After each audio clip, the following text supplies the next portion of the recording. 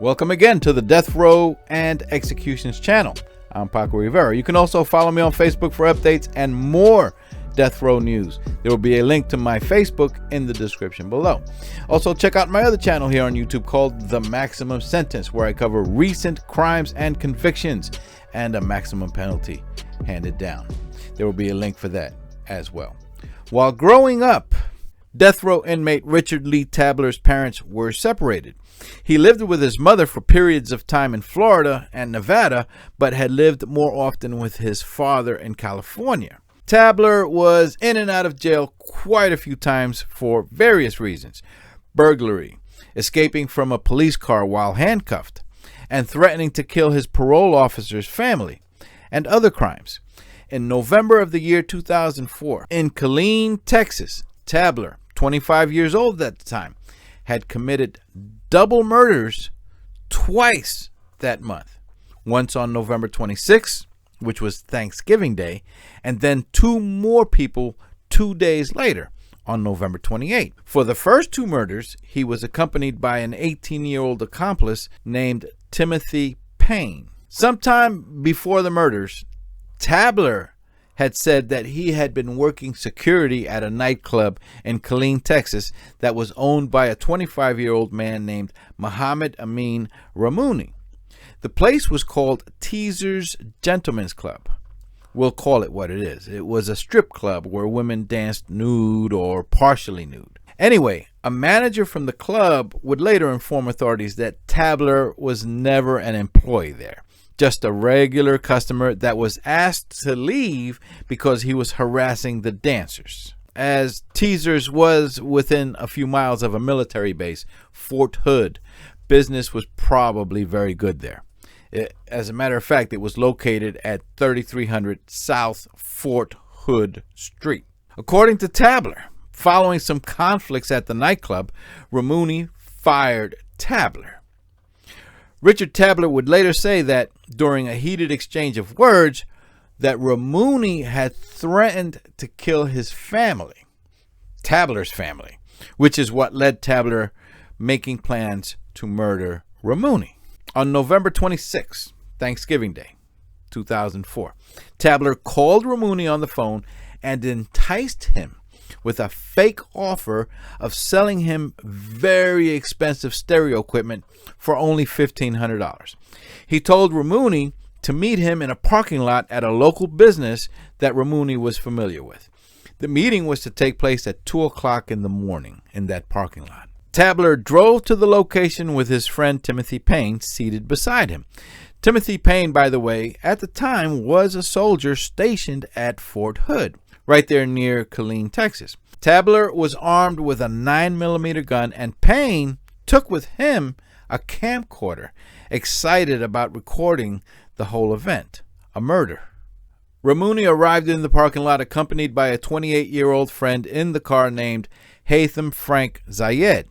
Tabler got out of his car, walked over to the other car, and shot both Zayed and Rahmouni.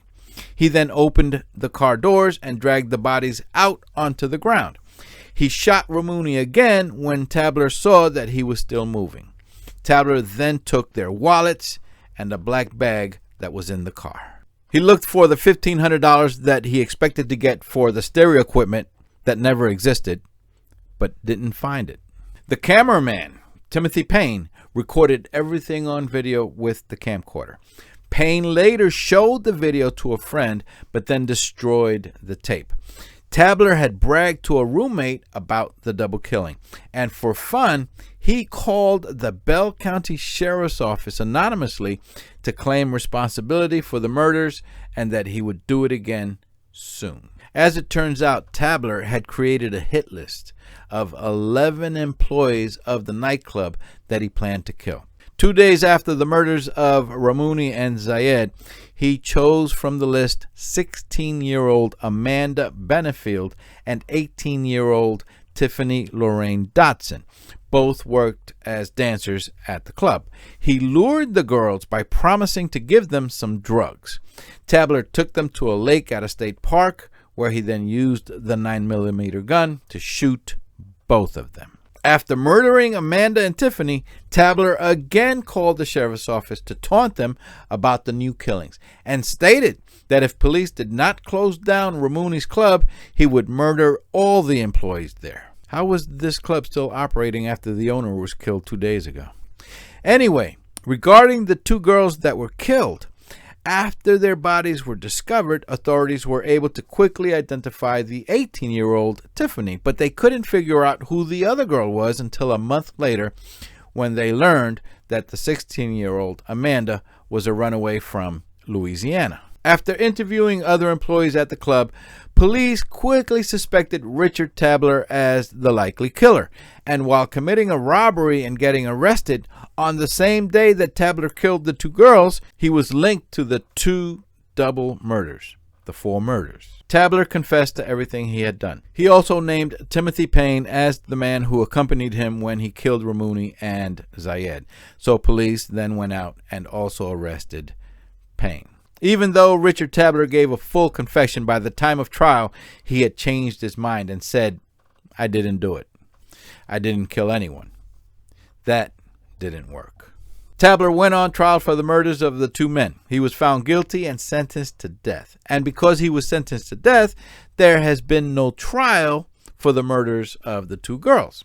Once again, as I have seen in quite a few reports of multiple murders, the state will save themselves some money for a costly trial as long as the inmate remains on death row. If for any reason the sentence is overturned or he ends up walking free, the state can always fall back on the other murders to keep him in prison longer. The cameraman, Timothy Payne, was also charged with the capital murders of Rahmouni and Zayed. This guy was over by Tabler's car holding a video camera, pointing it and recording. Remember the discussion I told you guys about during the Stephen Nelson case?